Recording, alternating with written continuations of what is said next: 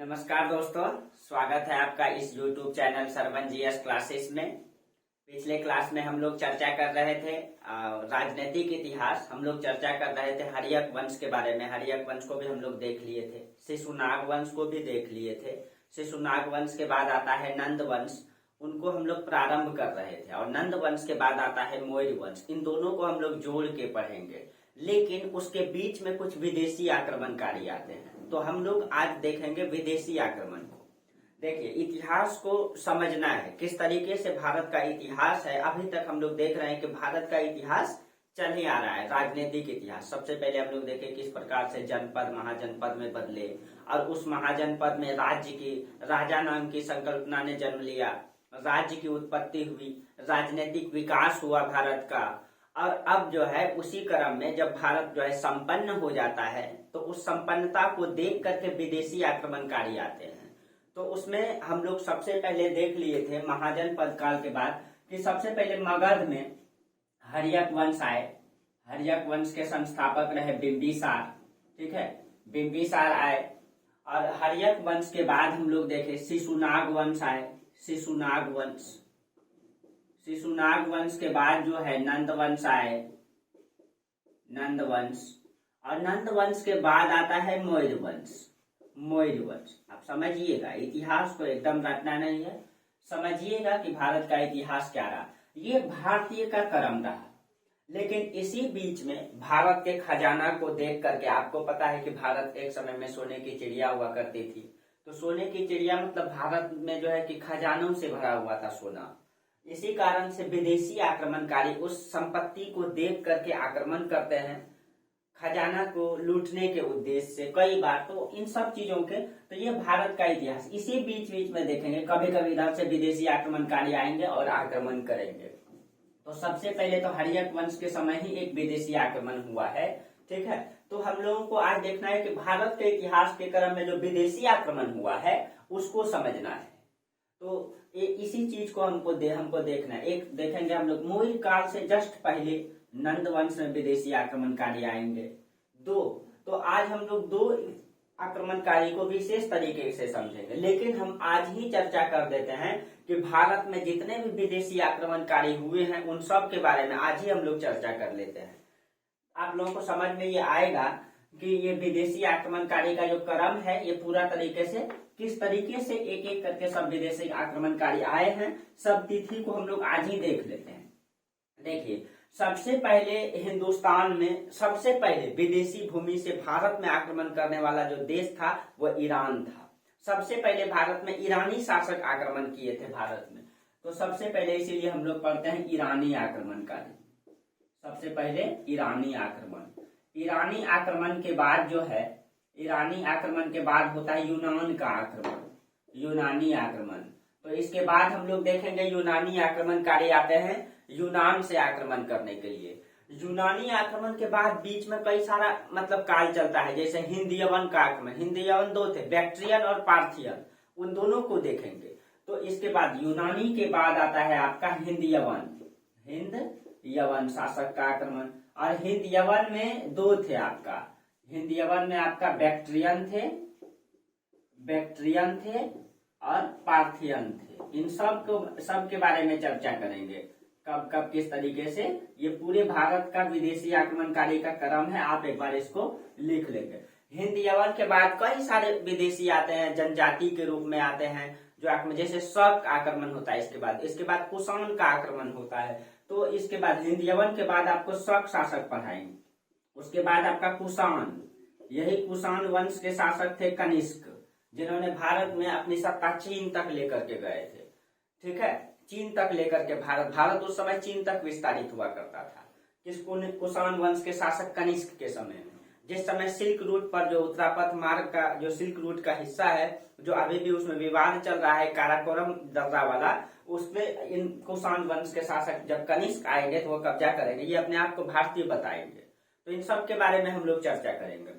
कुषाण वंश के बाद जो है कि अब देखेंगे कि तुर्क का आक्रमण होता है। वही तुर्क आक्रमण जहां से इस्लाम का प्रारंभ होता है भारत में। अभी तक हिंदुस्तान में इस्लाम धर्म की सत्ता नहीं थी, लेकिन पहली बार तुर्क आक्रमणकारी आते हैं, जिसको हम लोग मोहम्मद बिन कासिम के तौर पे पढ़ते हैं।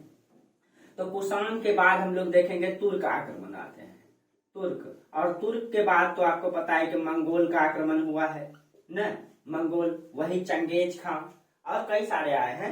तो इसमें हम लोग पढ़ेंगे, जिसको कि पूरे एशिया का क्रूर शासक कहा जाता है मंगोल। ये मंगोल बार बार लूटने के उद्देश्य से आए थे। मंगोल का आक्रमण होता है और मंगोल के बाद आपको पता है कि यूरोप का आक्रमण होता है, यूरोपीय आक्रमण। यही यूरोपीय आक्रमण का मतलब हो गया अंग्रेज। अंग्रेज जो जिन्होंने हिंदुस्तान को 200 साल तक लगभग गुलाम बना करके रखा। तो ये आपका जो है आक्रमणकारी का क्रम है। ये जो ईरानी और यूनानी आक्रमण है, इसको हम लोग मौर्य काल से पहले देखते हैं। तो इसको हम लोग देखते हैं पूर्व मौर्य काल में हम लोग पढ़ेंगे। तो अभी हम लोग मौर्य काल देखिए, अभी आपको तुरंत बताए कि हर्यक वंश, हर्यक वंश के बाद हम लोग पढ़ते हैं शिशुनाग वंश, जो आपको पढ़ा चुके हैं। उसके बाद नंद वंश, उसके बाद आता है मौर्य वंश। तो मौर्य वंश से पहले 2 आक्रमण हो चुके हैं, ये पूर्व मौर्य काल। ये दोनों जो आक्रमण होते हैं पूर्व मौर्य काल में होते हैं। और हिंद यवन, शक और कुषाण, ये सब जो है कि आपका मौर्योत्तर काल, यानी कि मौर्य काल के बाद मौर्योत्तर काल में होते हैं। ये मौर्य काल के बाद जैसे मौर्य साम्राज्य की सत्ता कमजोर पड़ेगी तब विदेशी आक्रमण होगा। तो यहाँ ये तीनों का आक्रमण मौर्योत्तर काल, लेकिन ये इन सब का आक्रमण जो है प्राचीन काल में ही होता है। इन सब का आक्रमण प्राचीन काल में ही होता है, ठीक है, सबका प्राचीन काल में ही होता है। तुर्क आक्रमण और मंगोल आक्रमण, ये दोनों को हम लोग पढ़ेंगे मध्यकालीन भारत में। मध्यकालीन भारत में ये आक्रमण करते हैं, इसको हम लोग मध्यकालीन इतिहास में हम लोग पढ़ते हैं। और यूरोप आक्रमण जो आपको पता है कि आधुनिक भारत में हम लोग पढ़ते हैं इसको आधुनिक इतिहास में, ठीक है। इन्होंने आधुनिक काल में आक्रमण किया है यूरोप के, और हिंदुस्तान को लगभग 200 साल गुलाम बना करके रखे। उसके बाद जब हिंदुस्तान आजाद हुई तो भारत में एक नई पद्धति, गणतंत्रात्मक पद्धति की शुरुआत हुई ना। और इस समय पूरी दुनिया में गणतंत्रात्मक पद्धति की शुरुआत हुई, ठीक है। तो इस तरीके से विदेशी आक्रमण का क्रम है आपका, ठीक है। इस तरीके से आप लोग इसको पूरा लिखेंगे, शक आक्रमण, ठीक है, ये पूरा लिखेंगे आप लोग, ठीक है। इस तरीके से आक्रमण का क्रम है। तो आज हम लोग सबसे पहले देखेंगे ईरानी आक्रमण के बारे में। सबसे पहले आज हम लोग शुरुआत करेंगे ईरानी आक्रमण को, और एक एक करके समझेंगे। यहाँ हिंदुस्तान में उस समय हर्यक वंश की सत्ता है, और आपको पता है कि मगध में हर्यक वंश शासन कर रहे हैं। तो चलिए हम लोग देखते हैं ईरानी आक्रमण को, ठीक है। चलिए, तो इसके लिए हमको मैप बनाना पड़ेगा।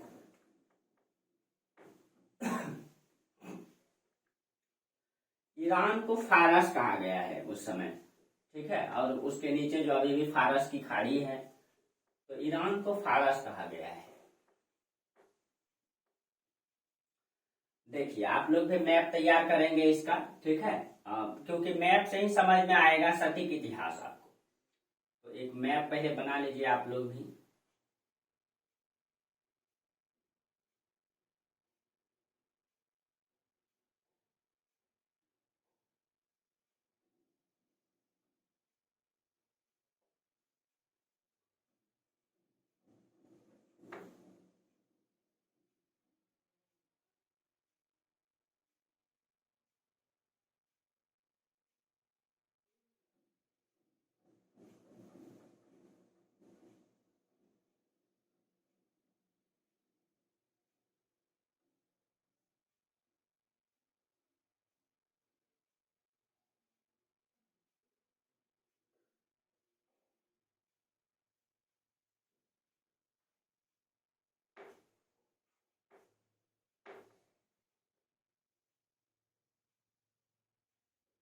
देखिए, ये हिंदुस्तान है आपका, और उसके बाद ये आपका सबसे पड़ोसी मुल्क आपका पाकिस्तान।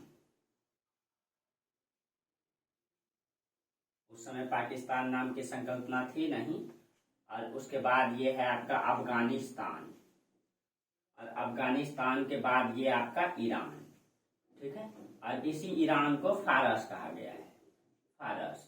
यही फारस यानी ईरान के शासक ही उस समय, और यही इसी को ईरान, ठीक है। तो यही सबसे पहली बार यही के शासक, यही ईरान के शासक ने भारत में आक्रमण किया था। तो इसी को हम लोग समझेंगे आज, ठीक है। इसी के शासक ने पहले हिंदुस्तान में आक्रमण किया था, तो हम लोग सबसे पहले पढ़ते हैं ईरानी आक्रमण। ईरानी आक्रमण और इस समय हिंदुस्तान में, यहाँ पे याद रखना है आपको, ठीक है, ये आपका गंगा नदी है, ये आपका गंगा नदी है और ये आपकी यमुना है। और गंगा नदी जो है बहुत उपजाऊ भूमि है, तो ये आपका है मगध। और इसकी राजधानी पाटलिपुत्र, वर्तमान में पटना। और मगध में जो अभी साम्राज्य है, यहाँ पे हर्यक वंश की सत्ता है। यहाँ पे हर्यक वंश। जब यहाँ हर्यक वंश है और हर्यक वंश में मुख्य शासक बिंबिसार, और बिंबिसार के बाद आप इसको डेट से निकाल लेंगे कि क्या रहा है। इसका जो सबसे पहला शासक है आपको पता है बिंबिसार, आपको पढ़ा चुका हूँ, बिंबिसार है। बिंबिसार का पुत्र अजातशत्रु है। और अजातशत्रु का पुत्र उदायीन है, ये शासक है। और इन्होंने मतलब यहाँ पे याद रखना है आपको, इस तरीके से क्रम चल रहा है। उदायीन के बाद आपको बता चुके थे कि अयोग्य शासक आए और मतलब मगध साम्राज्य की सत्ता बीच में कमजोर पड़ी, तो हर्यक वंश की सत्ता को जमींदोज करके शिशुनाग वंश आए, जिसके शासक रहे शिशुनाग। उन्होंने अपने नाम से अपने वंश की नींव रखी, ठीक है। तो वो यहाँ ध्यान में रखना है। अब देखिए, अब हम लोगों को पढ़ना है ईरान से भारत में आक्रमण, तो समझ करके पढ़ना है, रचना कुछ भी नहीं है, ठीक है। देखिए, जो बिंबिसार का शासन काल है 544 से 492 है। 544 से 492 बीसी है इसका शासन काल। और अजातशत्रु का 492 से 460 बीसी है, और 460 से 444 बीसी है इनका उदायीन का। तो ये तिथि से भी आपको पता चल जाएगा कि किस तरीके से किसके समय क्या आक्रमण हुआ। एकदम लिंक को जोड़ करके आप समझेंगे। इतिहास पढ़ने का मतलब है कि रटना नहीं, एकदम समझ करके रहना, कि बिल्कुल मतलब समझ में आ जाए हमको कि हाँ क्या वास्तविक इतिहास रहा है। तो हमको पढ़ना है ईरानी आक्रमण। तो ईरानी आक्रमण के सबसे पहले हम इतिहास को पढ़ते हैं उसी चीजों जिसका जो है कि प्रमाण मिला है, कुछ अवशेष प्राप्त हो खुदाई से। तो किसी भी इतिहास को जानने के लिए 3 चीजें होती है। एक तो पुरातात्विक स्रोत का मतलब धरती के अंदर से खुदाई करके जो भी प्राप्त हुई है उसको पुरातात्व में रखते हैं हम लोग। उसमें अभिलेख हो सकता है, सिक्का हो सकता है, पत्थर हो सकते हैं, कुछ भी चीजें हो सकती है, मकान हो सकता है। तो इस तरीके से उसके बाद विदेशी यात्री का विवरण, उसके बाद साहित्यिक स्रोत, कभी कभी साहित्यिक स्रोत को विदेशी विवरण में मिला करके भी देख लिया जाता है, ठीक है, इस तरीके से। लेकिन तो इस समय जो ईरान का आक्रमण हुआ है इसका प्रमाण कौन देता है? तो इसका प्रमाण बहुत सारे विदेशी आए थे उस समय जिससे मिलता है। जैसे में है आपका स्काइलैब्स, एक व्यक्ति है आपका हेरोडोटस जिसको आप इतिहास के पिता कहते हैं, वो है आपके। उसके बाद एक है आपके टिसियस। 3 व्यक्ति जो है इसका उल्लेख जो है मुख्य रूप से देते हैं। तो ईरानी आक्रमण तो ईरानी आक्रमण का उल्लेख सबसे पहले कहाँ आता है?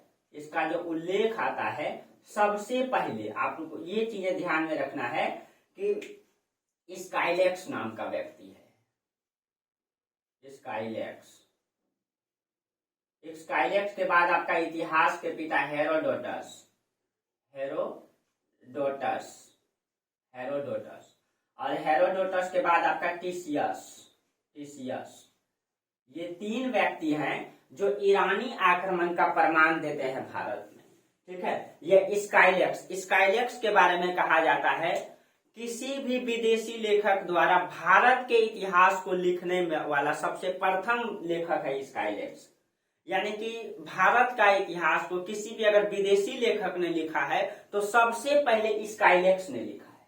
ये क्वेश्चन भी पूछा गया है, शायद मतलब नेट का एग्जाम में ये क्वेश्चन शायद पूछा गया है, लेकिन क्वेश्चन पूछा गया है कि भारत का इतिहास को सर्वप्रथम किस विदेशी लेखक ने लिखा? तो ये स्काइलैक्स ने लिखा है।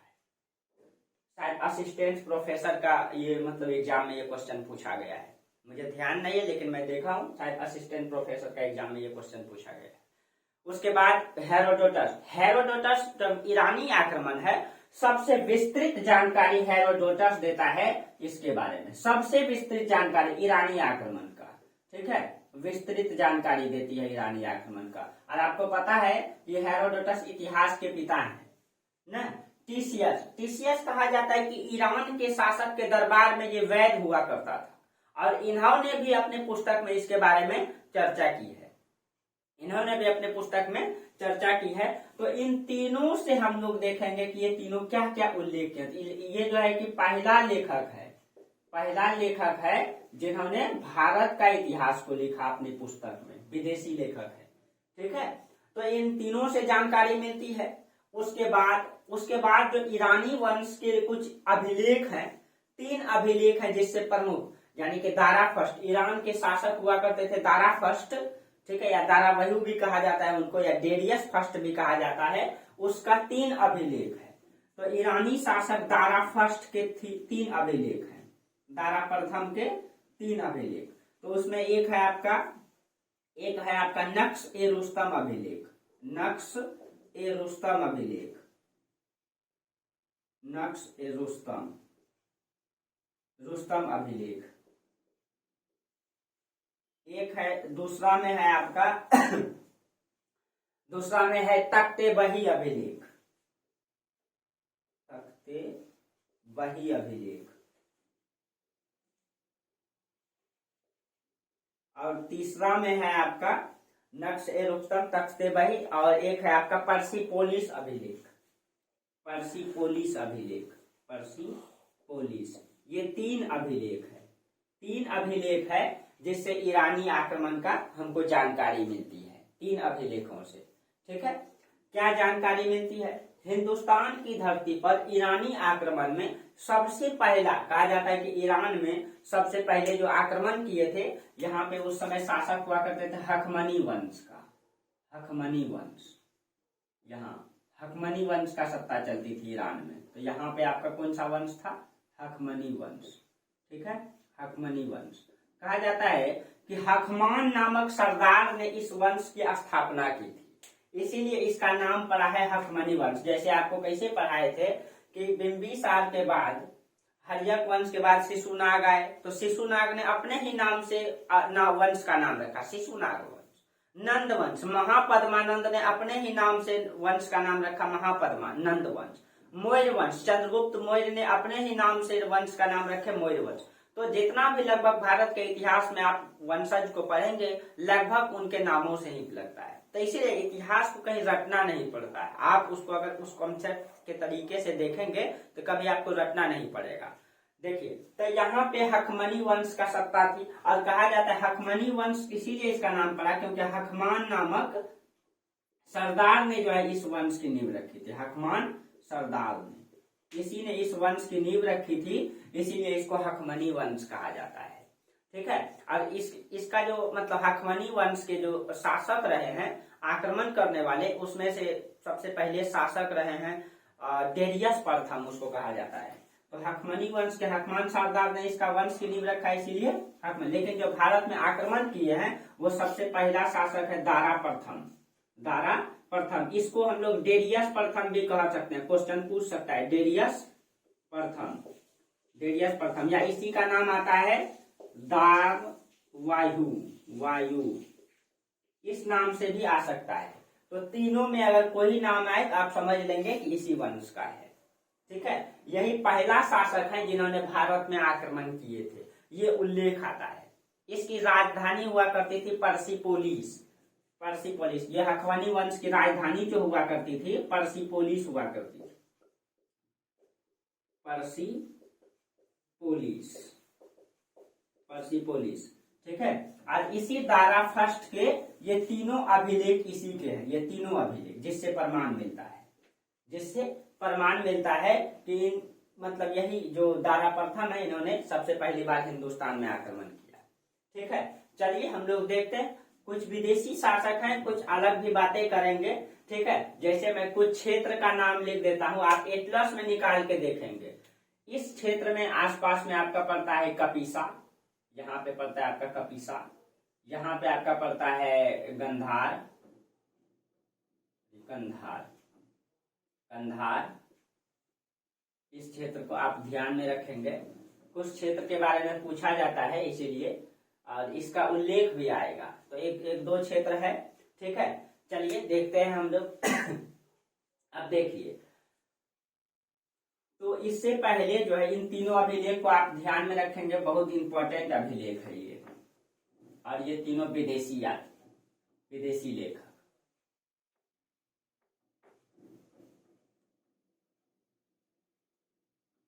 देखिए कुछ मतलब इन इतिहासकारों का मानना है, हेरोडोटस भी उसका उल्लेख करता है कि सबसे पहले यहाँ पे ईरान में, अभी तो हम ये चर्चा किए, हखमनी वंश के पहला शासक है दारा प्रथम, जिन्होंने हिंदुस्तान की धरती पे कदम रखा, यानी उसको जीता।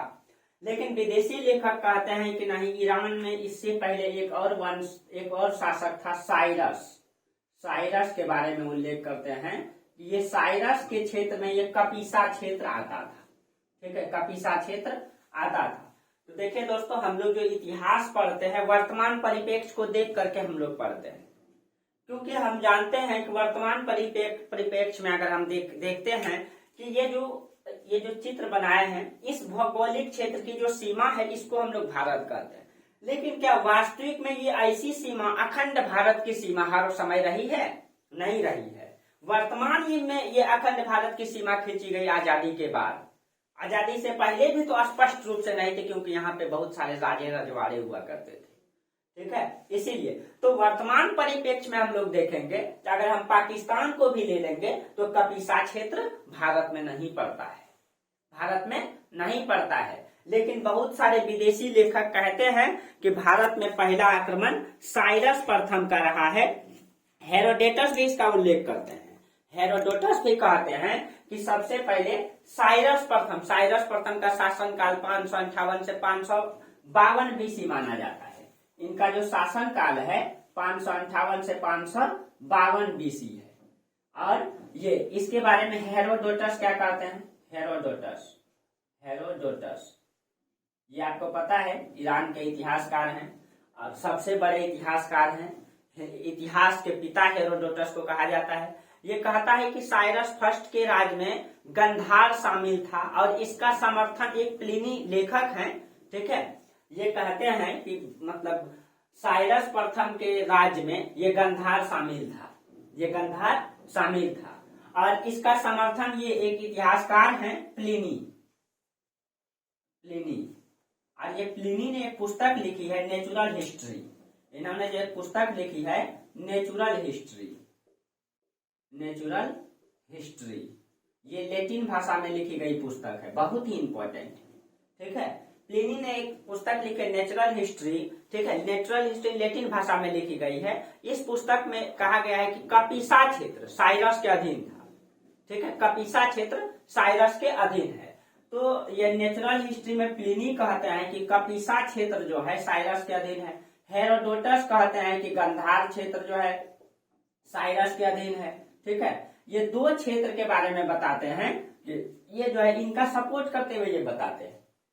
यानी हेरोडोटस कहते हैं कि साइरस फर्स्ट के क्षेत्र में गंधार है, और प्लिनी कहते हैं कि कपीसा जो है इसके क्षेत्र में है। लेकिन अगर आप देखिए वर्तमान परिप्रेक्ष्य में भी देखिए, पाकिस्तान को भी अगर आप शामिल कर देते हैं, क्या ये राजनीतिक सीमा भारत की सीमा में रही है? नहीं रही है, पाकिस्तान तक रही है। हम लोग जानते हैं कि आजादी से पहले पाकिस्तान भी हमारा हिस्सा हुआ करता था न, लेकिन 14 अगस्त 1947 को पहले पाकिस्तान आजाद हुआ, फिर 15 अगस्त को हिंदुस्तान आजाद हुआ अंग्रेजों की चंगुल से।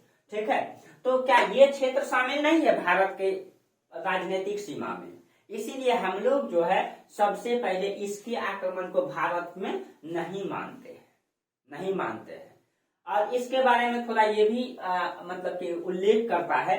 ठीक है, साइरस के बारे में टीसीएस जो आपको बताए, जो इतिहासकार आपको बताए, टीसीएस कहता है इसके बारे में, साइरस के बारे में कहता है कि जब ये भारतीय के साथ युद्ध किया तो युद्ध करते करते ये जो है कि उनकी मृत्यु हो गई। यानी कि हो सकता है कि जब ये आक्रमण, तो इस समय देखिए 558 से 552 बीसी, और इस समय आप देख लीजिए इस समय 544 में 552, यानी कि इससे भी पहले 558 में भी हुआ है। यहाँ तो 544 से हर्यक वंश की सत्ता आती है, तो इससे भी पहले वो आक्रमण किए होंगे इस क्षेत्रों पर। और उस समय मगध में अच्छी सत्ता रही नहीं, और जानकारी भी नहीं स्पष्ट तरीके से। ठीक है, यहाँ मतलब अभी तो महाजन पद का विकास ही हो रहा था। ठीक है, तो उस समय हो सकता है कि ये क्षेत्र उनके क्षेत्र में रहा होगा। लेकिन ये भी कहा जाता है, टीसीएस ये भी कहता है कि साइरस जो है भारत के शासक के साथ युद्ध करते करते मैदान में ही मारा गया, मैदान में ही मारा गया। जो भी उल्लेख हो, लेकिन उसका स्पष्ट ये हम लोग नहीं कर सकते हैं कि उनका आक्रमण भारत में रहा है, क्योंकि ये सीमा भारत की सीमा पर नहीं है। हाँ, इसको एक बात याद रखिएगा कि साइरस को जो है कुरूप भी कहा गया है। ठीक है, क्वेश्चन पूछ सकता है, साइरस को पुरुष भी कहा गया है, पुरुष कहा गया है इसको। ठीक है, जो भी है। ठीक है, तो ये इसका उल्लेख है, लेकिन हम लोग इसको नहीं मानते हैं कि इन्होंने सबसे पहले भारत में आक्रमण किया। हम लोग किसको मानते हैं? हम लोग मानते हैं ईरान के शासक हखमनी वंश के शासक सबसे पहला दारा फर्स्ट को मानते हैं। तो चलिए हम लोग देखते हैं दारा फर्स्ट के बारे में, ईरान के आक्रमण का न डेरियस प्रथम या दारा प्रथम। ठीक है, अब देखिए तो हम लोग पढ़ेंगे किसको? ईरानी आक्रमण में सबसे पहला आक्रमणकारी डेरियस प्रथम।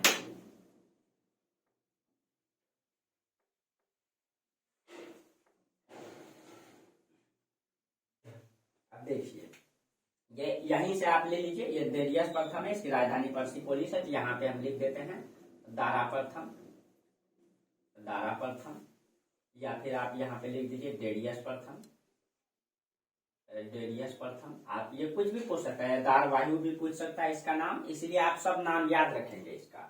ठीक है, ये है। अब देखिए इसके बारे में क्या उल्लेख आता है, कहा जाता है कि इसने भारत के सिंध प्रांत, आपको पता है भारत का सिंध प्रांत मतलब उस समय भारत, ये पाकिस्तान भारत का हिस्सा था, तो हम मानते थे, लेकिन वो मतलब दो भाई अलग हुए तो दोनों ने आपस में जमीनें बांट ली जनसंख्या के आधार पे न। और आप लोग पता है कि ये धर्म के आधार पे हिंदुस्तान का विभाजन हुआ है। ठीक है, हिंदू और मुस्लिम के नाम पे हिंदुस्तान का विभाजन हुआ है। ठीक है, और आपको पता है कि इधर पूर्वी पाकिस्तान बन गया था, उधर पश्चिमी पाकिस्तान, लेकिन ये था वास्तविक में भारत का हिस्सा, तो हम इसको भारत का हिस्सा मानते हैं। और ये जो आपका सिंध प्रांत है, ये आपका सिंध प्रांत है। ठीक है, पाकिस्तान का ये सिंध प्रांत है, ये आपका बलूचिस्तान प्रांत है। आप राजनीतिक मैप में देखिएगा। ठीक है, ये आपका सिंध प्रांत है, सिंध जो भारत का हिस्सा उस समय हुआ करता था। ठीक है, तो सिंध प्रांत है। तो इसके बारे में कहा जाता है कि इसने भारत के सिंध प्रांत में आक्रमण किया था। और कब किया था? 516 बीसी में किया था। तो इसने जो है भारत के सिंध प्रांत में आक्रमण किया था। सिंध में कब? 516 बीसी में। आप देखिए कि 516 बीसी में शासक कौन है? उदयन के बाद ही शासक आएंगे, सॉरी अब मतलब कि बिंबिसार का ही शासन चलेगा। यहाँ पे पहला शासक बिंबिसार है 544 से 492। तो 544 के बाद 43 42 यानी 512 में, यानी उस समय है, यानी कि इन्होंने जब आक्रमण किए होंगे सिंध में, तो उस समय मगध की सत्ता जो है किसके समय में रही होगी? हर्यक वंश के शासक बिंबिसार के समय में रही ना। तो सिंध में इन्होंने आक्रमण किया था। ठीक है, यानी कि सिंध प्रांत इसमें था। इसका उल्लेख क्या है, इसका प्रमाण क्या है? कहा जाता है, हेरोडोटस खुद लिखते हैं कि हेरोडोटस कहते हैं कि डेरियस के राज्य में 28 प्रांत हुआ करते थे। ठीक है, किसने कहे हैं? हेरोडोटस। इसका प्रमाण देते हैं हेरोडोटस। ये पूर्ण रूप से इसका उल्लेख का पता करते हैं हेरोडोटस। ये सबसे विस्तृत जानकारी देते हैं इसके बारे में। ये कहते हैं कि डेरियस फर्स्ट के राज्य में 28 प्रांत थे, 28 प्रांत थे। उसमें से 20वां प्रांत जो है, जो 20वां प्रांत है वो कौन सा है? वो सिंध है, वो सिंध है। ठीक है, और कहा जाता है कि ये जो आपका ये जो हिस्सा है, ठीक है, ये राजनीतिक टुकड़ों में विभाजित है। यहाँ आपस में मतभेद चल रहा है। कहा जाता है हिंदुस्तान में, आप इतिहास उल्टा करके देख लीजिए, जब जब भारत की जमीन जो है टुकड़ों में विभाजित रहा है, कई सारे राजनीतिक क्षेत्र में विभाजित रहा है, यानी आपस में संघर्ष रहा है, तब तब आकर के विदेशी आक्रमणकारी ने इसका फायदा उठाया है। ये हमारा इतिहास ही है, ये हमारा नहीं, ये हर समाज का भी इतिहास है। जब जब ये टुकड़ों में विभाजित होगा, आपसी संघर्ष दिखाई देगा, उस चीज का फायदा उठाता है कौन? विदेशी आक्रमणकारी। और इसके लिए एक कहावत भी है कि जब जब घर फूटेगा विदेशी आके लूटेगा, पड़ोसी आके लूटेगा।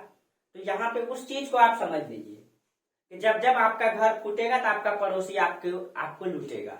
तो यहाँ पे उसका मतलब भी यही है। यहाँ पे देखेंगे कि राजनीतिक सत्ता कई भागों में विभक्त है, 20 प्रांत में, और वो आपस में संघर्ष कर रहे हैं और उसी का फायदा उठाते हैं ये विदेशी आक्रमणकारी। वही उसी का फायदा। ये कई सारे प्रांत में विभाजित थे। कहा जाता है 28 प्रांत हुआ करते थे हकमनी के शासक दारा फर्स्ट के क्षेत्र में, और इसमें 20 प्रांत इस क्षेत्रों में था। उसमें सिंध प्रांत एक है, तो 20वां जो प्रांत है वो सिंध था। 20वां प्रांत सिंध। ये हेरोडोटस अपनी पुस्तक में खुद लिखी है। और कहा जाता है कि जो 28 प्रांत है इसमें से 2 भागों में विभक्त था। 28 राज्यों में 11 राजतंत्र चलता था और 17 गणतंत्र हुआ करता था। इसमें 11 जो है राजतंत्र था, राजतंत्र, और इसमें 17 जो है वो गणतंत्र था, गणतंत्र। गणतंत्रात्मक पद्धति चलती थी उस समय। और आपको पता है हिंदुस्तान में भी गणतंत्रात्मक पद्धति यानी कि मल्ल और वज्जी संघ आपको पढ़ा चुके हैं, वहां पे चलती थी। इसीलिए हिंदुस्तान में सबसे पहला गणतंत्रात्मक देश इसी के आधार पे कहा गया है। ठीक है, तो कहा जाता है कि ये इस प्रांत में यानी कि 11 राजतंत्र और 17 गणतंत्र प्रांत था। ये हेरोडोटस खुद विस्तृत जानकारी देते हैं उसमें। ठीक है, और ये कहता है कि डेरियस जो है अपने राज्य का 1/3 सिंध से वसूलता है। यानी कि डेरियस के राज्य में 28 प्रांत है, उसमें 20वां प्रांत जो है सिंध है, सिंध है। और मात्र एक प्रांत से डेरियस खुद, हेरोडोटस खुद लिखते हैं कि मात्र एक प्रांत से वो पूरे राज्य का 1/3 टैक्स वसूलता है। 1/3% टैक्स जो है इसी से ये वसूलता है। आप सोचिए, इसका मतलब आपको भी पता है कि ये सिंध क्षेत्र उपजाऊ रहा है। और भारत का इतिहास नहीं, पूरी दुनिया का इतिहास उल्टा करके देख लीजिए कि जब जब युद्ध हुआ है, जब जब अधिक संघर्ष हुआ है, वो दोआब के क्षेत्रों में हुआ है, वो मैदानी भागों में हुआ है, वो उपजाऊ भागों में हुआ है। आप देखिए जितना भी विदेशी आक्रमणकारी हैं, आपको पता है कि आपका सिंधु नदी है, ये आपका जो है सिंधु नदी है, और ये आपका जो है असम सिंधु क्षेत्र, यहाँ बहुत सारी नदियां हैं। आपको एग्जैक्ट नहीं बताएंगे, लेकिन ये एग्जैक्ट मतलब ये 5 नदियों का संगम है, इसीलिए इस क्षेत्र को पंजाब कहा जाता है। 5 नदियों का क्षेत्र, इसीलिए उसका नाम पड़ा है पंजाब। ठीक है, तो ये बहुत उपजाऊ भूमि है। और जब विदेशी आक्रमणकारी ने इस उपजाऊ भूमि की उपज को देख करके बार बार आक्रमण किया, इस क्षेत्र पे कब्जा किए हैं। ये सिंध क्षेत्र बहुत उपजाऊ है। आप मगध को ही देख लीजिए, गंगा यमुना का दोआबर, ये मतलब गंगा का मैदानी भाग जो पूरे भारत को भोजन सप्लाई करता है। एक प्रकार से देखा जाए तो पूरे भारत को चावल, गेहूं उत्पादन, मक्का उत्पादन करने में ये जो क्षेत्र है बहुत ही उपज है, उपजाऊ है। ठीक है, और हमेशा इस उपजाऊ क्षेत्र में आपको संघर्ष दिखाई देगा। इस क्षेत्र में कब्जा करने के लिए हमेशा संघर्ष दिखाई देगा। क्यों? क्योंकि ये क्षेत्र बहुत ज्यादा उपजाऊ रहा है, उपजाऊ रहा है। और उस उपजाऊ से वहां के शासक संपूर्ण हो पाते थे, संपन्न हो पाते थे। इसी कारण से हमेशा आपको दोआब क्षेत्र में दिखाई देगा। और आप इतिहास उल्टा करके ये भी देख लीजिए कि दुनिया में जितना भी साम्राज्य का मतलब निर्माण हुआ है या साम्राज्य बसे हैं, वो सब दोआब क्षेत्रों में हुआ है, नदियों के क्षेत्रों के, नदियों के किनारे बसा है। जैसे आप ईरान में देख लीजिए, फारस की सभ्यता, मेसोपोटामिया की सभ्यता, दजला और फरात नदी के बीच में। आप मिस्र की सभ्यता देख लीजिए, नील नदी के बीच में। आप हिंदुस्तान में देख लीजिए, गंगा यमुना के क्षेत्र में। आप चीन में देख लीजिए, चीन की सभ्यता, हुआंगो और जो एशिया की सबसे लंबी नदी है यांगटी सिकियांग नदी के क्षेत्र में। यानी कि जितने भी सभ्यता बसी है वो लगभग सब के सब आपको लगभग दिखाई देगा कि नदियों के किनारे बसी है। ठीक है, और उसके लिए संघर्ष हुआ है क्योंकि वो उपजाऊ क्षेत्र होता है। ठीक है, तो इसी कारण से तो ये हेरोडोटस कहते हैं कि दारा प्रथम के राज्य में 28 प्रांत है, उसमें 20वां प्रांत सिंध है, उससे जो 1/3 वो टैक्स वसूलता है। उसमें 11 प्रांत राजतंत्र है और 17 गणतंत्र है। और आगे वो ये कहता है कि सिंध प्रांत से प्रतिवर्ष 360 टेनेंट स्वर्ण मुद्रा वो वसूलता है। 360 टेनेंट, ठीक है, वो जो है इस सिंध प्रांत से प्रतिवर्ष, ठीक है, 360 टेनेंट स्वर्ण मुद्रा टैक्स के रूप में वो वसूलता है। ठीक है, स्वर्ण मुद्रा जो है टैक्स के रूप में प्रतिवर्ष यहाँ से वो इतना वसूलता है। इसका मतलब ये क्षेत्र बहुत उपजाऊ रहा होगा और उसी उपजाऊ भूमि को देख करके कहीं न कहीं वो जो है अपना साम्राज्य को, ये देखिए ईरान से कहां, यहाँ सिंध। इसका मतलब है इस क्षेत्रों को उन्होंने पूरे, ये आप इसका मतलब है कि ईरान का शासक का कब्जा जो है ये ईरान से लेकर के गंधार, कपीसा, सिंध, ये पूरा क्षेत्रों में रहा होगा, ये पूरा क्षेत्रों में रहा होगा, ये पूरा। आपको इसका आपको ये मैप दे देंगे, हम नोट्स डाल देंगे, आप उससे बना लेंगे इसका फिगर। ठीक है, नोट्स में आपका फिगर बना हुआ है। ये पूरा क्षेत्र ईरान के कब्जे में है। और इधर आपका अभी इधर तो आपका मगध साम्राज्य में हर्यक वंश है, जिसकी सीमा अभी बहुत ज्यादा नहीं है, ये वाला है, आपको पढ़ा चुके हैं। ठीक है, लेकिन वहां नंद वंश की सत्ता आएगा तो देखेंगे वहां पे साम्राज्य का विस्तार बड़ा रहेगा। ठीक है, अब देखिए तो ये उल्लेख आता है इसके बारे में। उसके बाद डेरियस के समय उल्लेख आता है, हेरोडोटस ने लिखा है कि डेरियस के समय 23 देश हुआ करता था। ठीक है, किसके समय? जब डेरियस यहाँ का शासक था तो हेरोडोटस लिखा है कि इस समय 23 देश है, लेकिन इसमें भारत का उल्लेख नहीं दिखाई देता है। भारत का उल्लेख नहीं है, 23 देश में भारत का नाम नहीं है। इसका मतलब ये है कि भारत है लेकिन भारत जैसी संकल्पना नहीं है। ये आज की सीमा है ना, ये आज की भौगोलिक सीमा है जिसको आज हम भारत कहते हैं, लेकिन उस समय भारत नाम की कोई संकल्पना हो सकता है नहीं रही होगी, क्योंकि यहाँ पे छोटे छोटे राज्य मगध है, कहीं जो है कुरु है, कहीं अवंती है, कहीं वत्स है, कहीं कोसल है, यानी कि भारत जैसी संकल्पना नहीं रही होगी उस समय। छोटे छोटे राज्य में देश विभाजित थे। इसी कारण से हो सकता है कि 23 देशों में भारत का नाम नहीं आता है। तो भारत जैसी संकल्पना उस समय नहीं रही होगी। ये जो मतलब देश में जो राष्ट्रीयता की भावना जो आपके दिल में है वो कब हुआ उजागर? वो जब अंग्रेजों ने पूरे हिंदुस्तान में कब्जा करके हिंदुस्तान को एकत्रित करके पूरे में शासन किया, और धीरे धीरे जब क्रांतिकारी मतलब जब शोषण हुआ देश का, तब क्रांतिकारी इस चीज को उजागर किए कि नहीं, वी आर द इंडियन, हम भारतीय हैं। तब हम लोगों के दिल में कहीं कहीं राष्ट्रीयता जगा, जब उन लोगों ने अपने देश की मतलब अपने बिना परवाह किए बिना अपने देश के लिए फांसी पे चढ़ गए। जब फांसी पे चढ़ने लगे, एक नौजवान 22-23 साल का नौजवान जिसके पीछे पूरी जिंदगी भरी पड़ी हुई, वो देश के लिए फांसी पे चढ़ गए। कई सारे लोगों को मतलब आत्मदाह करना पड़ा, मतलब कई सारे। तब हम लोगों के दिल में कहीं कहीं राष्ट्रीयता जगी कि नहीं, हम लोग भारतीय, हम लोग एक मुल्क के हैं, इसलिए हम लोग को एक होकर के लड़ना चाहिए।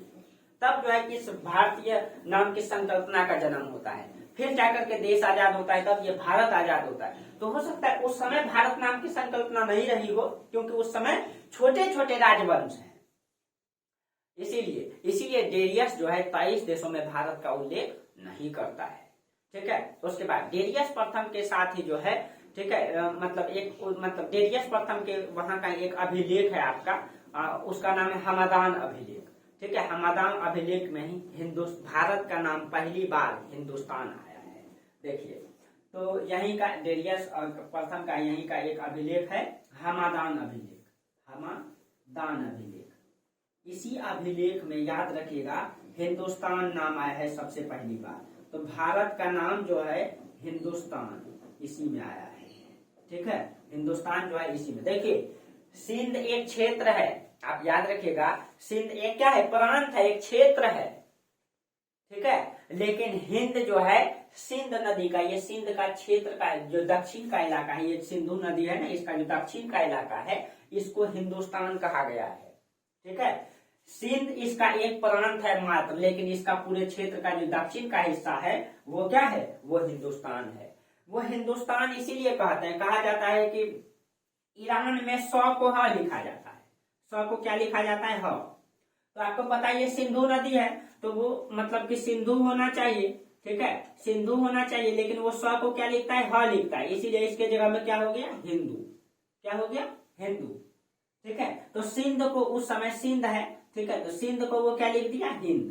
हिंद। और इसी हिंद से, ठीक है, भारत का नाम पड़ा हिंदुस्तान। इसी हिंद से भारत का नाम क्या पड़ा? हिंदुस्तान। तो हिंदुस्तान नाम सर्वप्रथम जो है किसमें आता है? हमदान अभिलेख में आता है, हमदान अभिलेख। ठीक है, और इसका उल्लेख जो है अरब साहित्य और ईरानी साहित्य में किया गया है। ठीक है, इसका उल्लेख भारत का नाम जो है हिंदुस्तान, इसका उल्लेख मतलब अरब साहित्य और ईरानी साहित्य में आता है। ठीक है, और क्योंकि आपको पता है कि ईरान में यही मतलब कि 100 को ह कहा जाता है, इसीलिए हिंदुस्तान सिंध से क्या हो गया? हिंद। तो हिंद से बन गया हिंदुस्तान। ठीक है, कहा जाता है कि मतलब ईरान में एक शासक था, ससानी वंश का शासक। ससानी वंश के शासक ने जो इसी में सबसे पहली बार ठीक है, भारत को जो है भारत का जो प्रदेश है, ठीक है, उसको हिंदुस्तान से संबोधित किया गया है सासानी वंश के अभिलेख में। तो याद रखिएगा, ईरान में एक वंश हुआ करता था, यहीं पे कौन सा वंश? सासानी वंश। सासानी वंश, इसी में सबसे पहली बार हिंदुस्तान नाम आया है, सासानी वंश के अभिलेख में, ठीक है। और स्काइलेक्स के बारे में आपको बोले कि उन्होंने हिंदुस्तान में पहला विदेशी शासक है स्काइलेक्स, जिन्होंने भारत का इतिहास को अपने पुस्तकों में लिखा, ठीक है। तो वो स्काइलेक्स जो है इस समय एक नौसेना का प्रमुख था, नौसेना का अध्यक्ष था वो स्काइलेक्स इसी समय, ठीक है। और कहा जाता है कि इसे जो है डेरियस प्रथम ने, ये जो शासक है डेरियस प्रथम, इन्होंने उसको सिंध प्रांत का जायजा लेने के लिए भेजा था कि जाइए आप देख करके आइए उस क्षेत्र में क्या स्थिति है, ठीक है, क्या वहां हम आक्रमण कर सकते हैं कि नहीं कर सकते, उस क्षेत्र पे कब्जा जमा सकते हैं कि नहीं। तो उस क्षेत्र का जायजा लेने के लिए भेजा गया था स्काइलेक्स को। और स्काइलेक्स जब यहाँ आते हैं तो इसने मतलब भारतवर्ष की जानकारी अपनी पुस्तकों में लिखी है कि भारत कैसा है, इसका सारा उल्लेख वो लिखते हैं। इसीलिए कहा जाता है कि भारत का, वही जब पहली बार जब आए थे तो भारत में पहली आक्रमण दारा प्रथम, ठीक है, और इन्हीं ने किसको भेजा था? इसी ने भेजा स्काइलेक्स को, स्काइलेक्स, ठीक है। और इन्होंने भारत के इतिहास को लिख डाला, इसीलिए सबसे पहले विदेशी लेखक है जिन्होंने भारत के इतिहास को लिखा है, ठीक है, इतिहास को लिखा। ये सारा उल्लेख आता है आपका हकमनी वंश के शासक दारा प्रथम का, ठीक है, दारा प्रथम का। इसके प्रांत में ये सिंध प्रांत हुआ करता था जो एक 20वां प्रांत था, याद रखेगा, ये इसका उल्लेख आगे भी आएगा, ठीक है। उसके बाद दारा प्रथम के बाद कई सारे शासक आते हैं हकमनी वंश में, ठीक है, उसको भी देख लेते हैं, लेकिन उसका बहुत बड़ा योगदान तो नहीं है, लेकिन थोड़ा बहुत योगदान जरूर है, ठीक है। तो देखिए इसको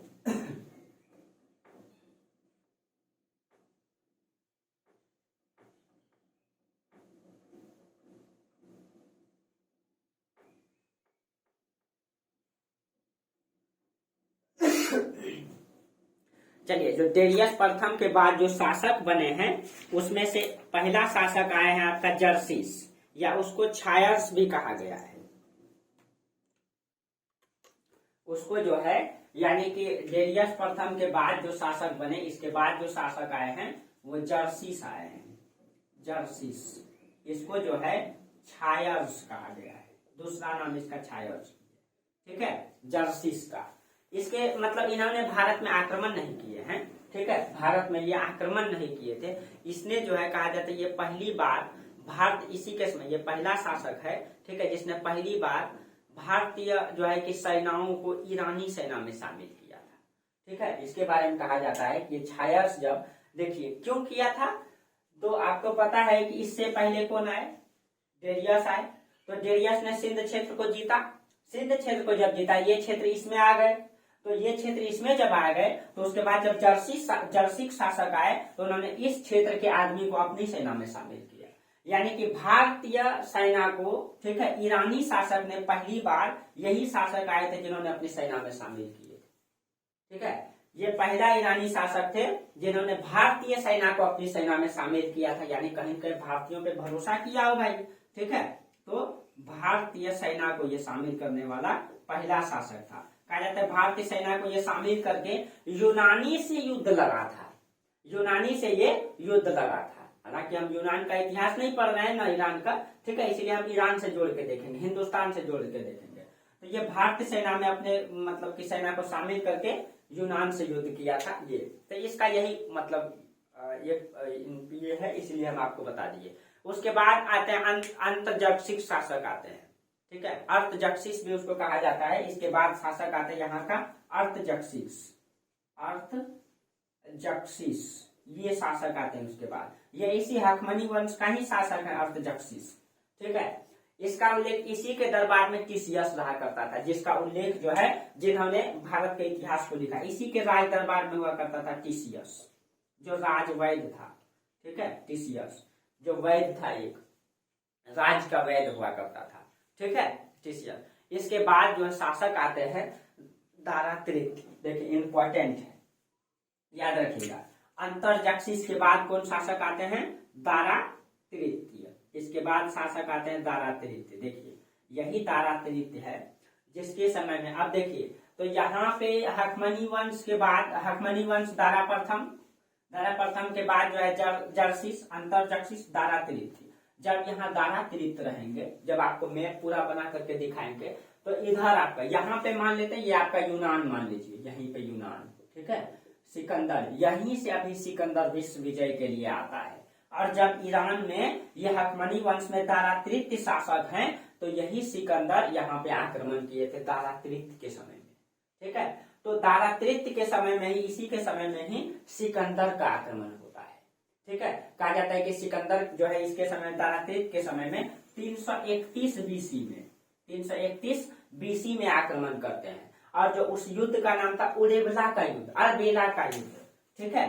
अरबेला का युद्ध हुआ था, अरबेला का युद्ध, अरबेला का युद्ध ये हुआ था 331 बीसी में। ये किसके किसके बीच? तो एक तरफ है आपका सिकंदर, ठीक है, जिसको पूरे भारतीय मतलब पूरे दुनिया के इतिहास में सिकंदर का मतलब होता है विजेता। कहा जाता है कि इन्होंने युद्ध का जो मतलब कि नीति था अपने पिताजी से सीखा था। उनका पिता का नाम था फिलिप द्वितीय। फिलिप यही ईरान का शासक, ईरान में ग्रीस जो देश है वर्तमान में, वहां पड़ता है मकदूनिया, उसके ऊपर में आज भी वो देश है, उसी मकदूनिया का शासक हुआ करते थे सिकंदर, ठीक है। और सिकंदर के पिता हुआ करते थे फिलिप द्वितीय, उसी का बेटा था ये सिकंदर ने अपने पिता से विश्व विजय की संकल्पना ली थी। कहा जाता है कि उसके पिता ने मतलब सिकंदर के पिता ने उनको बोला था कि देखो बेटा, पूरे पहले भारत जो है ना यूनान में अपना साम्राज्य काबिज करो, दुनिया बहुत बड़ा है, अगर तुम पूरी दुनिया को जीतना चाहते हो तो अपनी जो तुम अपने लक्ष्य को रखे हो, वो तुम्हारा लक्ष्य का निशाना हमारा तो हमेशा तुम्हारे तीर के नोक में होनी चाहिए। यानी इसका कहने का मतलब ये था कि तुम जब भी विश्व विजय की संकल्पना लोगे, वो तुम कभी पीछे उलट करके नहीं देखना, तुम हमेशा जो है अपने निशाना अपने तीर के नोक पे रखना और आगे बढ़ते रहना, और हिम्मत कभी नहीं हारना। और सबसे बड़ी जीत थी सिकंदर का हिम्मत। उसके समय 3-4 लोग आए थे जो उनकी और हिम्मत को बढ़ा दिए थे। और एक मात्र 22 से 23 साल का लड़का, और वो जीतते हुए आते हैं, मात्र शायद 32 या 33 साल में उनकी मृत्यु हो गई थी। पूरी दुनिया को उस समय कहा जाता है, पूरी दुनिया का लगभग वो 50 से 70% भूभाग को जीत लिए थे। उस समय जितनी दुनिया की खोज हुई थी उसका 50 से 70% जीत लिए थे मात्र, और 33 साल में ही उनकी मृत्यु हो गई पूरी दुनिया को जीत करके, ठीक है। लेकिन उन्होंने ले करके कुछ नहीं गया, ठीक है। चलिए, तो इसी के समय में सिकंदर और किसके बीच? तो यही दारा तृतीय के बीच युद्ध होता है। दारा तृतीय, इसमें कहा जाता है दारा तृतीय जो है यही अरबेला का युद्ध में हार जाते हैं। तो सिकंदर इस पूरे क्षेत्र को यानी कि जीत लेता है। उसके बाद इसकी सीमा डायरेक्ट कहां से? हिंदुस्तान से। तो अगला आक्रमण आपका सिकंदर का पढ़ाएंगे, सिकंदर का यहीं से चर्चा स्टार्ट करेंगे, ठीक है। यहीं से स्टार्ट करेंगे सिकंदर के आक्रमण से। कल आपको सिकंदर का आक्रमण पढ़ाएंगे जो बहुत ही इंपॉर्टेंट है। कहता है ना, जो जीता वही सिकंदर। क्यों कहा जाता है कि जो जीता वही सिकंदर? क्या ये वास्तविक है? तो इसके बारे में कल हम लोग चर्चा करेंगे। लेकिन आज हम लोग थोड़ा सा देख लेते हैं कि जब ये ईरानी आक्रमण हुआ तो क्या भारत के प्रभाव मतलब भारत में इसका प्रभाव पड़ा? आप इसका स्पष्ट प्रमाण देख सकते हैं। अंग्रेजों ने हिंदुस्तान में 200 साल तक राज किया। तो आज भी कहता है ना, मतलब अंग्रेजी तो चल गया, अंग्रेज तो चल गए, लेकिन अंग्रेजियत छोड़ के चल गए। थोड़ा सा गलती करते हैं, सॉरी सर कह देते हैं और निकल जाते हैं आप। क्या ये सॉरी जो है हर चीज का प्रावधान ला देता है? नहीं ला देता है।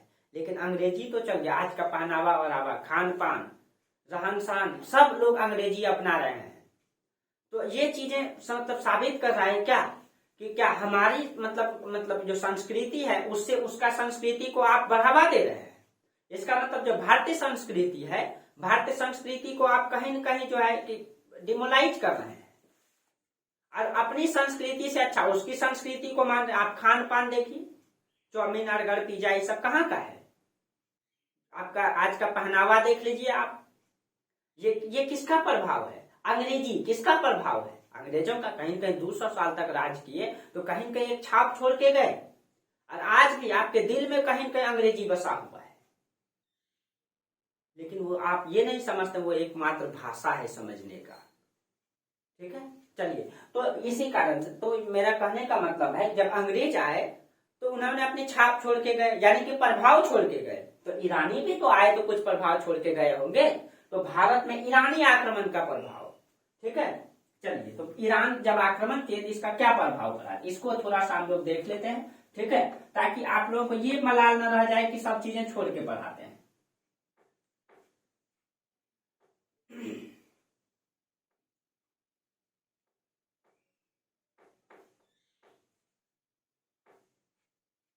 देखिए, अब है आपका भारत में ईरानी आक्रमण का प्रभाव।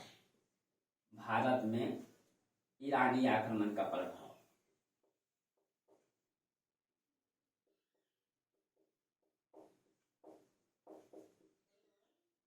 ईरानी आक्रमण का प्रभाव। ठीक है, अब देखिए भारत में ईरानी आक्रमण का क्या प्रभाव हुआ। आपको जब इसके बाद मौर्य वंश जब पढ़ाएंगे तो आपको पता है कि जब यहाँ ईरानी का आक्रमण हो गया तो ये क्षेत्र ईरानी प्रभाव में हो गया। ये क्षेत्र जो है ईरानी प्रभाव में हो गया। और आपको पता है कि हिंदुस्तान में जब मौर्य वंश आएंगे, अशोक सम्राट का जो साम्राज्य रहा है, यहाँ से आप ये पूरा दक्षिण में 3 राज्य चेर चोल और पांडे को छोड़ करके और यहाँ पे लगभग बंगाल का हिस्सा, यहाँ से लेकर के पूरा अफगानिस्तान और ईरान का ये हिस्सा था।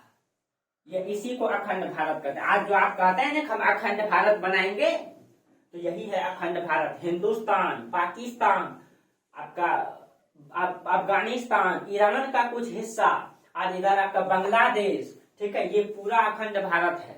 ये पूरा अखंड भारत है। इस अखंड भारत अगर आप बनाना चाहते हैं तो इतनी बड़ी भारत की आप सोच रखे हैं, इतनी बड़ी भारत की। लेकिन आज की मतलब दुनिया में ये संभव तो है नहीं, क्योंकि आज गणतंत्रात्मक पद्धति है, सबको जीने का अधिकार है। ठीक है, तो आप आक्रमण नहीं कर सकते हैं। ठीक है, चलिए, तो भारत में ईरानी आक्रमण का प्रभाव। ईरानी आक्रमण का क्या प्रभाव, जब अशोक सम्राट आएंगे तो ये क्षेत्र उसके क्षेत्र में आएगा, ये क्षेत्र जो है उसके क्षेत्र में आएगा, अशोक के क्षेत्र में आएगा। तो यहाँ पे अगर वो किसी भी चीज का निर्माण करेंगे तो वो ईरानी भाषा में करेंगे।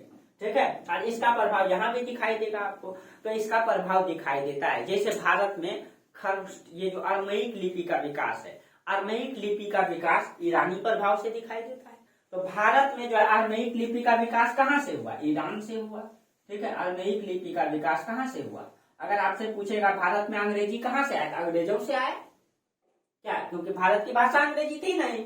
ठीक है, तो अरमैक लिपि अगर भारत में आया और ये ईरान की है, कहीं कहीं ईरान का प्रभाव दिखाई देता है। ठीक है, ईरान का प्रभाव दिखाई देता है। ठीक है, इसी लिपि से बना है खरोष्ठी लिपि का विकास। इसी अरमैक से जो हुआ है खरोष्ठी का विकास हुआ है, खरोष्ठी। और जब आपको अशोक का अभिलेख बताएंगे तो अशोक का इस क्षेत्र में 2 अभिलेख दिखाई देता है, एक शहबाजगढ़ी और एक मनसेहरा अभिलेख। शहबाजगढ़ी अभिलेख और एक है आपका मनसेहरा अभिलेख। मनसेहरा अभिलेख, इस 2 अभिलेख से, इस दोनों अभिलेख में खरोष्ठी और अरमई लिपि का मतलब कि दोनों का जो उल्लेख है उसमें अरमैक लिपि और खरोष्ठी लिपि का है। ठीक है, इसमें तो इससे ये पता चलता है भारत में जो है इसका मतलब प्रभाव दिखाई देता है। उसके बाद 2 मुद्राएं उस समय चलती थी। ठीक है, 2 मुद्राएं हुआ करती थी उस समय। इसका ईरान का 2 मुद्राएं थी, एक है सिंगलोई और एक है आपका डेरिक। ठीक है, यहाँ पे 2 मुद्रा है, एक है आपका सिंगलोइक और एक है आपका डेरिक।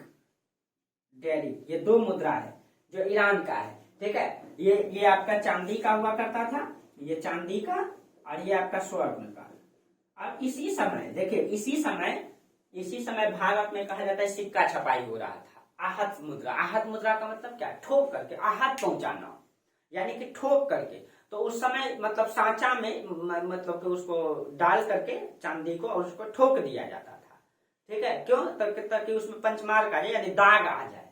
ठीक है, सांचा तैयार करने के लिए। तो उस समय भारत में जो है आहत मुद्रा बनाई जा रही थी। तो उसमें ये कहा जाता है कि उस आहत मुद्रा में ये ईरानी प्रभाव है, क्योंकि ईरान में उस समय ये सिक्का चलती थी। और भारत जब उस समय सिक्का छापने लगे तो कई सारे इतिहासकारों का कहना है कि ये ईरान से ही सिक्का को देख करके भारत में सिक्का मतलब कि कॉपी किया गया। हालांकि ये भारत के इतिहासकार ने स्वीकार नहीं किया, क्योंकि भारत में भी तो विकास की क्रम चल रहा था। हर चीज का विकास तो क्रम वाइज क्रम होता है। आप किसी को मोबाइल चलाने नहीं जानता है, उसको 5G मोबाइल दे दीजिए, वो यूज कर पाएगा कोई बूढ़ा व्यक्ति? नहीं कर पाएगा। कब कर पाएगा, कब, धीरे धीरे। पहले वो कीपैड सीखेंगे, 1G 2G, तब धीरे धीरे ना सीखेंगे। अचानक उसको 5G दे दीजिए, वो मोबाइल कभी देखे ही नहीं, वो यूज कर पाएंगे नहीं कर पाएंगे। इसका मतलब है कि किसी भी चीज का विकास जो होता है ना वो क्रम वाइज क्रम होता है, वो क्रम वाइज धीरे धीरे होता है, डायरेक्ट नहीं कि इससे सीख के डायरेक्ट भारत ने सिक्का छाप दिया, ऐसा नहीं होगा। ठीक है, ये प्रभाव। उसके बाद प्रशासन में एक मतलब बहुत इंपॉर्टेंट है ये आपका, प्रशासन में एक नई प्रणाली का विकास इससे, तो एक तो मुद्रा का, दूसरा जो है प्रशासन में एक प्रभाव दिखाई देता है। प्रशासन में क्या, छत्रप प्रणाली, इसी से दिखाई देता है, छत्रप प्रणाली। देखिए भारत में जो है इसी छत्रप को जो है प्रांत कहा जाता है। प्रांत, प्रांत का मतलब हो गया, मान लीजिए इतना बड़ा भारत है, अगर मगध साम्राज्य है तो मगध साम्राज्य में मान लीजिए ये दक्षिण का क्षेत्र है तो दक्षिण एक प्रांत होगा, अगर ये उत्तर का क्षेत्र है तो ये भी एक प्रांत होगा।